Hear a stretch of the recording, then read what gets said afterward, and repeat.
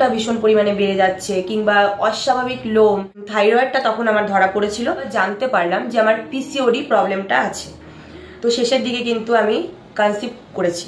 একদম অল্প থাইরয়েড রয়েছে বা অল্প প্রবলেম ক্রিয়েট হয়েছে, সেটাকে তোমরা কিন্তু বাড়িতেই নির্মূলভাবে মানে কন্ট্রোল করলেই কমাতে পারো, যেটা আমি কিন্তু রেজাল্টটা হাতে নাতে পেয়েছি। কেমন আছো সকলে? আমি কিন্তু ভীষণ ভালো আছি, তোমরাও আশা করি ভীষণ ভালো আছো। তো চলো আজকে তোমাদের জন্য একটা নতুন ভিডিও নিয়ে চলে এলাম।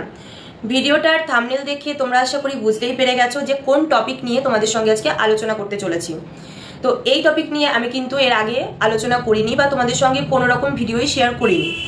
তো আজকে তোমাদের সঙ্গে সবটাই শেয়ার করব এবং ইভেন আমার জার্নিটাও কিন্তু পুরোটাই শেয়ার করব। তো আশা করছি তোমাদের অনেকটা হেল্পফুল হবে। ভিডিওটা তোমরা শেষ পর্যন্ত দেখতে থাকো, একদমই স্কিপ করো না। চলো, ভিডিওর থাম্বনেলে তোমরা আশা করি দেখতেই পেয়ে গেছো যে কোন টপিকে আমরা আলোচনা করব।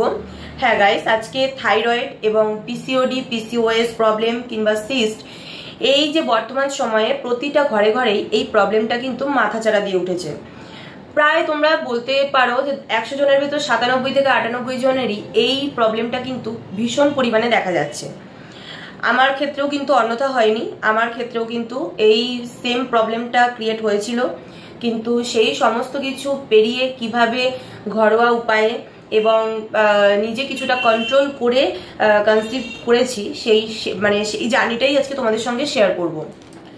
বর্তমান সময়ে তোমরা কিন্তু জানোই যে পিসিওডি বা পিসিওএস এর থেকেও থাইরয়েড এবং সিস্ট থাকলে পরে কিন্তু কনসিভ করতে ভীষণ রকম প্রবলেম ক্রিয়েট হয়। তো সেইটা আমার ক্ষেত্রেও হয়েছিল।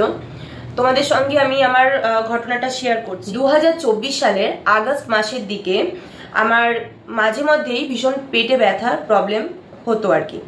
তো সবসময় তো পেন কিলার খেয়ে কমিয়ে দেওয়াটা তো ঠিক নয়।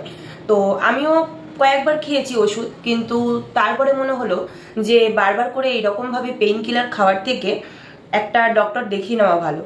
তো মাঝে মাঝেই দেখতাম পিরিয়ডস এর ব্যথা কিন্তু নয়, এমনি নর্মালি তলপেটে কোনো সময় নাভির পাশে ভীষণ ব্যথা করতো। খুব যে আহামরি ভীষণ ব্যথা হচ্ছে এমনটা নয়, তবে চিনচিন করে কন্টিনিউ করে যেত ব্যথাটা। তো সেই কারণে তখন আমি ডাক্তার দেখিয়ে, তো ওনাকে দেখানো হলো, উনি আমাকে সাজেস্ট করলেন যে হোল অ্যাবডোমেন আর কি ইউএসজি, পুরো পেটের ফটো করতে বললো আর কি। তো সেই মতো আমরা আর কি ইউএসজিটা করলামও।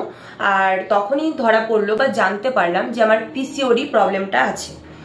তো এর আগে এবার বলে রাখি, পিসিওডি বা পিসিওএস এর প্রবলেমের মেইন যে সিমটম গুলো, যেরকম ইরেগুলার পিরিয়ডস কিংবা তোমার, এগুলো দেখলেই অ্যাকচুয়ালি বোঝা যায়।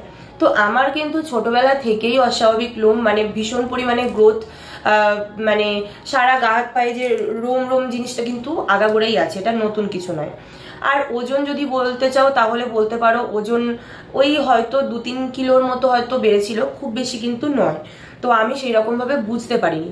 আর ইরেগুলার পিরিয়ডসও কিন্তু নয়, নর্মালি আমাদের যেরকম বলে যে 7 দিন আগে বা 7 দিন পরের ডেটের 7 দিন আগে বা পরের মধ্যে যদি হয় তাহলে অসুবিধা হয় না।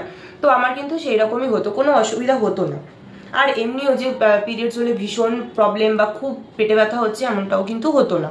তো সেই কারণে বুঝতে পারিনি। যাই হোক, তো ইউএসজি করার পর দেখা গেল যে পিসিওডি আছে, তবে একদমই সামান্য লেখাই ছিল যে পলিসিস্টিক চেঞ্জেস। তো তখন ডক্টর বলেই দিয়েছিল যে তেমন কোনো অসুবিধা নেই, শুধুমাত্র বেশি পরিমাণে জল খাবে আর কি, দিনে অন্তত 3 থেকে 4 লিটার মতো জল খাবে, আর তার সঙ্গে একটু হাঁটাহাঁটি করবে, যতটা তুমি ঘাম ঝরাতে পারবে আর কি ততই ভালো। আর একটু বাইরের খাবার দাবার গুলোকে একটু অ্যাভয়েড করে চলবে, এইটাই সামান্য, আর কিছুই কিন্তু বলেনি। তো যাই হোক, ঠিক চলতে লাগলো, আর কোনো অসুবিধা ছিল না। তো 2024 সালের ডিসেম্বরে আমি যাই একটা ডক্টরের কাছে, যার কারণ মেইনলি ছিল হচ্ছে গিয়ে কি অ্যাজমা এবং অ্যালার্জি। কারণ আমি ছোট থেকে আমার অ্যালার্জি এবং অ্যাজমার প্রবলেমটা কিন্তু ভীষণ পরিমাণে ছিল।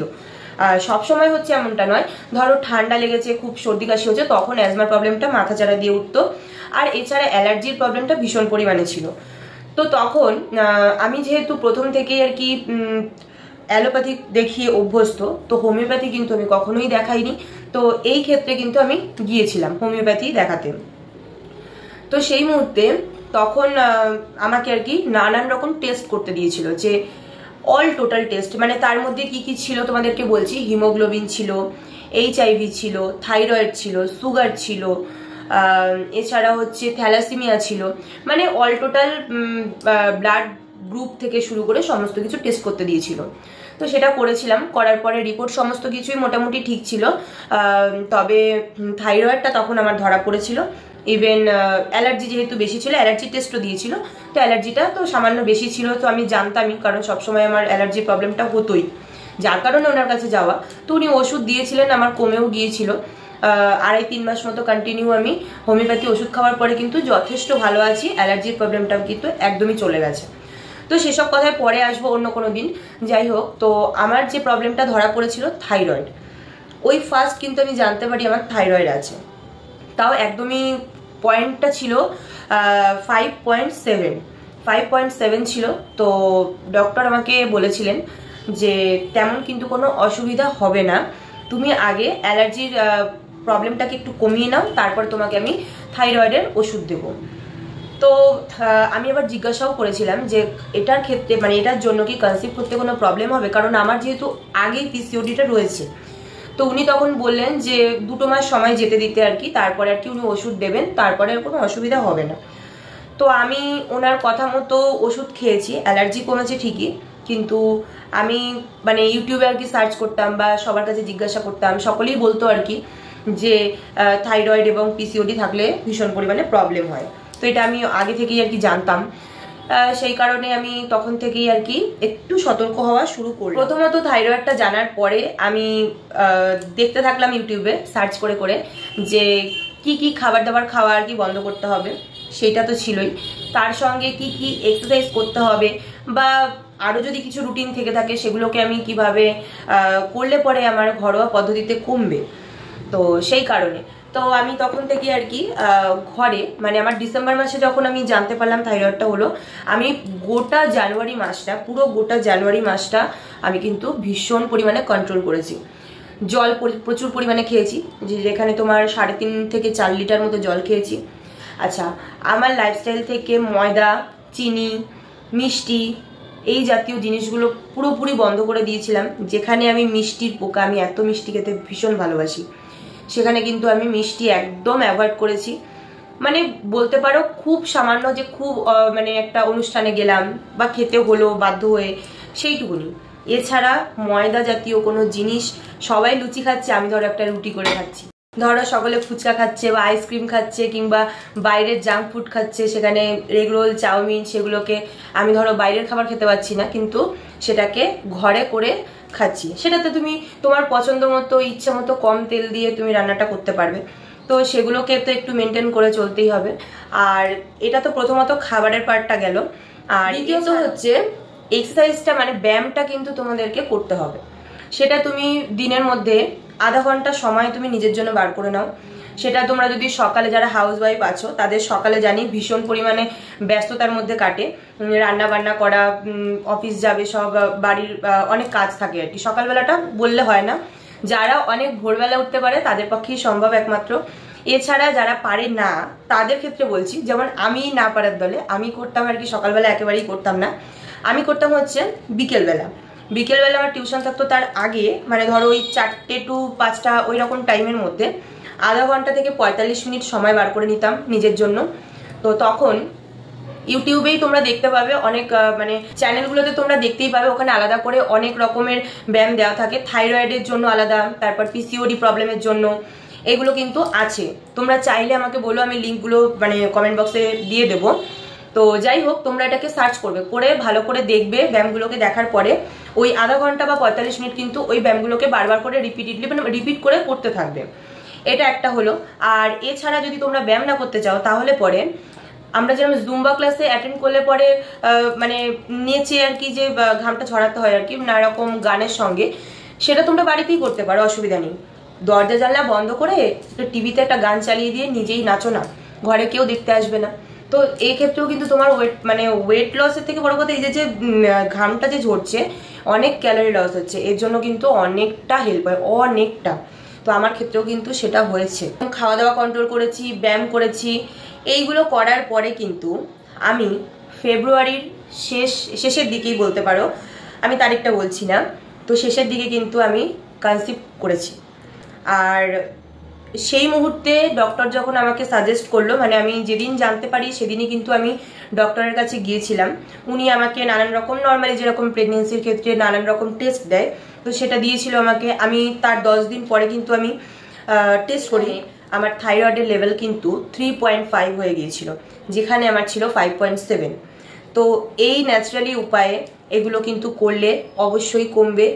এবার তোমরা অনেকেই বলতে পারো তুমি কি ডাক্তার, কিংবা এত ডাক্তার রয়েছে, কিংবা তোমার কথা শুনে আমরা কেনই বা করব, ডাক্তারের তাহলে তো সবাই বাড়িতে করতে পারতো, কেন তাহলে ডাক্তারের কাছে লোকে যাচ্ছে?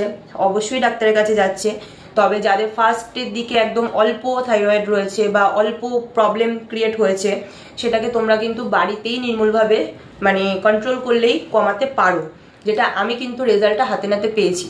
সেটা চাই তোমরাও যাতে এটা বাড়িতে করতে থাকো। হ্যাঁ, অবশ্যই তাদের যদি নানান রকম অন্য কোনো প্রবলেম থেকে থাকে, তোমাদের আমি শুনেছি প্রেগনেন্সির ক্ষেত্রে ডায়াবেটিস বলো কিংবা হাই প্রেশার বলো, এগুলো খুব প্রবলেম করে, তো সেইগুলোর ক্ষেত্রে যদি থেকে থাকে সেটা তো অবশ্যই ডাক্তার দেখাতেই হবে।